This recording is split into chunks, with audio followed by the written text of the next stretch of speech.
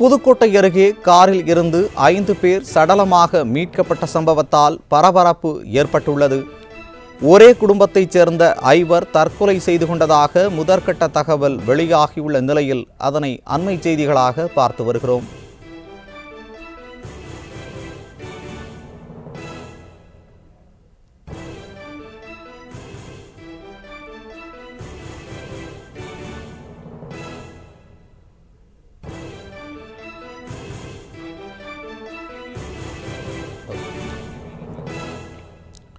இது பற்றிய கூடுதல் தகவல்களை செய்தியாளர் ராஜேஷ் வழங்க கேட்கலாம். வணக்கம் ராஜேஷ், கூடுதல் தகவல்களை வழங்கலாம்.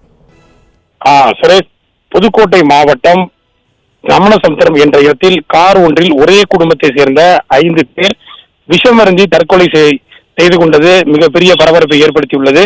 புதுக்கோட்டை ராமேஸ்வரம் தேசிய நெடுஞ்சாலையில் ரமணசமுத்திரம் என்ற இடத்தில் செட்டியார் இடத்திற்கு சொந்தமான சிவமடம் ஒன்று உள்ளது. இங்கு திருமணங்கள் உள்ளிட்ட பல்வேறு நிகழ்ச்சிகள் நடைபெறுவது வழக்கம். இந்த மண்டபத்தின் காலை இன்று அதிகாலை கார் ஒன்று நின்றுள்ளது. இதனை அங்குள்ள காவலாளி பார்த்துள்ளார்.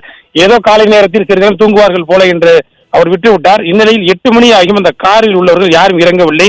கிட்ட இருந்து பார்க்கும்போது அனைவரும் தூங்கிய நிலையே இருந்தார்கள். தட்டி பார்த்தார், ஆனால் யாருமே காரை திறக்கவில்லை.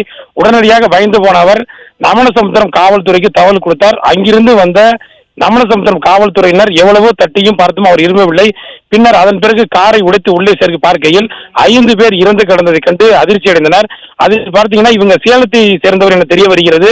புதுக்கோட்டை மற்றும் சுற்றியுள்ள பகுதிகளில் ஆலயங்களுக்கு சென்று விட்டு வந்துள்ளனர்.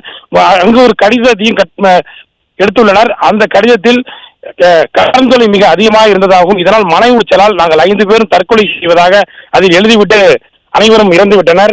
உடனடியாக அந்த 5 பேரையும் மீட்ட காவல்துறையினர் புதுக்கோட்டை அரசு மருத்துவக் கல்லூரி மருத்துவமனைக்கு உடலுக்கூறு ஆய்வுக்காக கொண்டு செல்லுள்ளனர். ஒரே காரில் 5 பேர் தற்கொலை செய்து கொண்ட சம்பவம் மிகப்பெரிய ஒரு அதிர்வலையை ஏற்படுத்தியுள்ளது. சுரேஷ், தகவல்களுக்கு நன்றி ராஜேஷ்.